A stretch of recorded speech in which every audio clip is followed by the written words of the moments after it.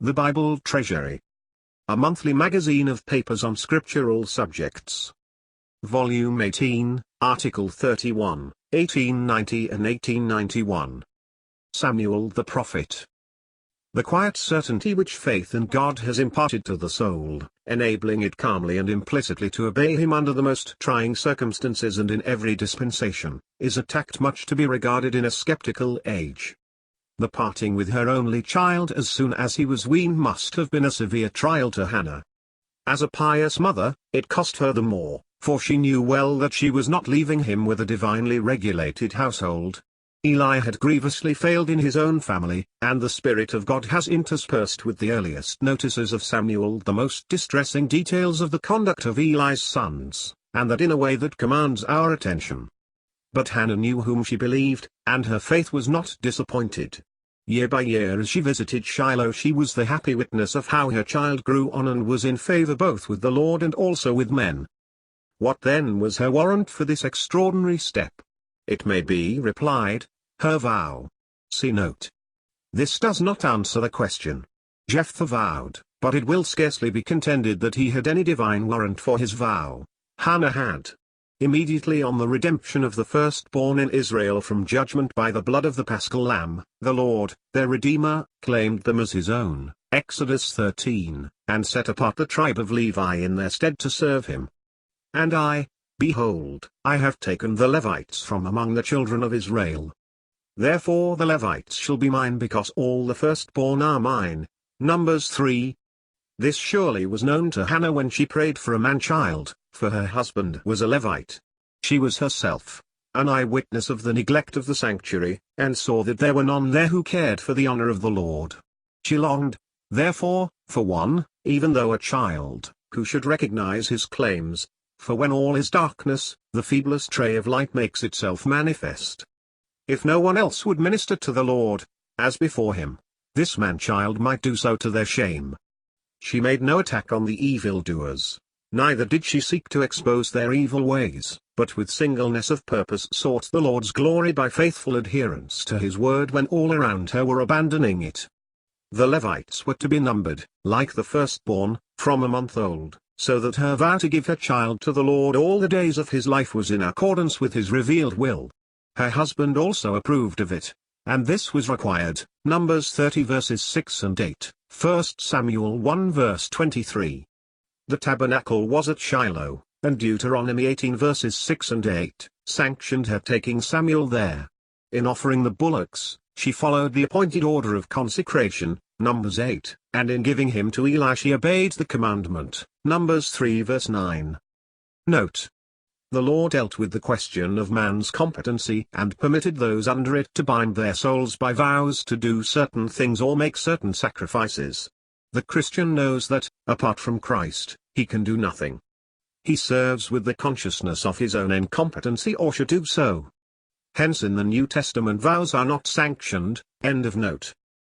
There is a great similarity between the days of Samuel and our own.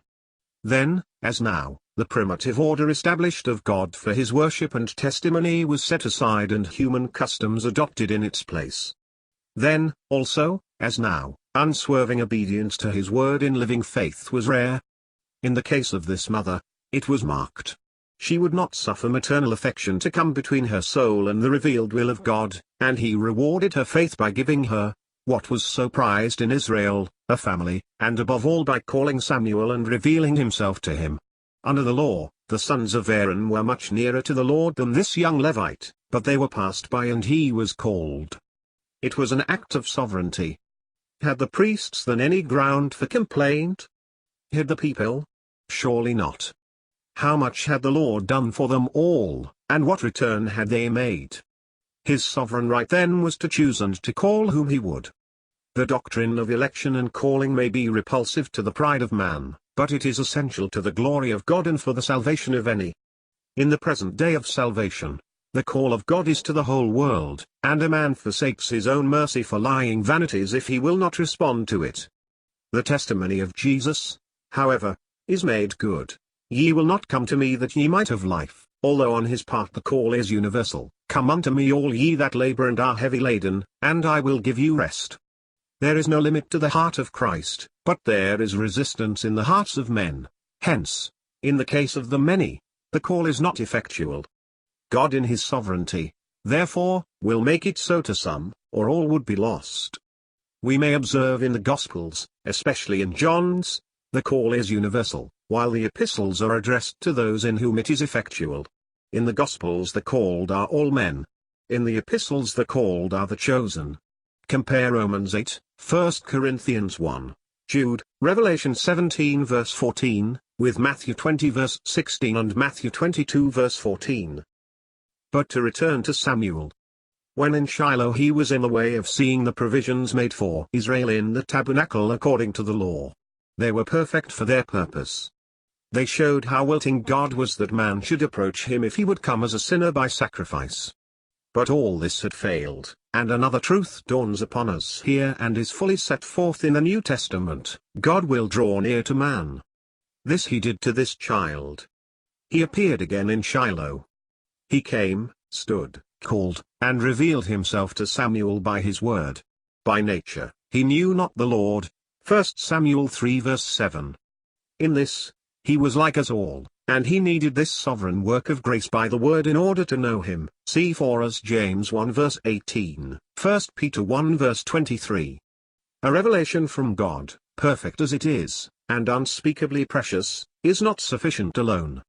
There must also be a revelation of God bide for individual blessing. Many possess the Bible and are responsible on this account beyond those who have it not, yet they live and die in ignorance of God. And why? If they want spiritual food, God in giving them the Scriptures has not given a stone. Men doth not live by bread only, but by every word that proceedeth out of the mouth of the Lord doth man live. Deuteronomy 8. Jeremiah said, Thy words were found and I did eat them. 15 verse 16. Again, the Bereans were more noble than those of Thessalonica, in that they received the word with all readiness of mind and searched the Scriptures daily whether these things were so. Therefore many of them believed. Acts 18. Proofs indeed are innumerable of blessing to souls by reading the Scriptures without note or comment. St. Augustine in his Confessions relates how he was led by hearing a voice, toll, ledge, take, read, to open again the epistles of Paul, Codicum Apostoli, which he had recently been reading. I read in silence the first place on which my eyes fell, Romans 13 verses 13 and 14. I neither cared, nor needed, to read further. At the close of the sentence, as if a ray of certainty was poured into my heart, the clouds of hesitation all fled at once. Thus the prayers of his pious mother, Monica, were answered. How needed are these words in our day, as to the Bible, toll, ledge, take, read, for God will magnify his word, it is for man to honor it. As another has said, oh that men knew how much hangs upon it. How would they seek that God and his revelations might remain in their integrity? Here alone are the springs and power of the life and walk of faith, and here is the only guide by which the poor heart of man can be delivered from the mazes of a multiform error, and the wretched trammels of a growing superstition. The first lesson Samuel was set to learn was to know and obey the voice of the Lord, for when called of him he ran at first to Eli.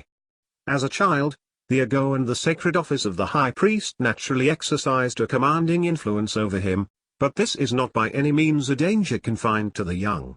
How numerous are the instances in which a too ready subjection of the conscience, which is due to God only, is rendered to the usurped authority of men. Indeed, who in Christendom has not suffered from it more or less? The solemn thing is, as we see here, that where the heart runs after men, in the same degree it leaves God, and the door is then open to make his commandments of none effect through man's tradition. All will remember how unsparingly this was dealt with by the Lord Jesus, no doubt provoking the hostility of the scribes and elders against him. And further, in describing those who shall never perish and to whom he gives eternal life, the characteristic mark is, that they hear his voice and follow him, while a stranger they will not follow. John 10. Even so, devoted a servant and an apostle as Peter grievously failed when he yielded to the influence of some who came from James, Galatians 2, but when the supreme and absolute authority of God was re-established in his soul, no inspired writings are more practical than his as to obedience to him. In the case of Samuel, the Lord in rich grace repeated the call until he was effectually separated from man to himself. Happy result of persistent grace. How every truly delivered soul is indebted to it. Samuel, alone with the Lord, is taught of him the true condition of the scene he is in and the judgment about to come upon it. 1 Samuel 3 verses 11 to 14.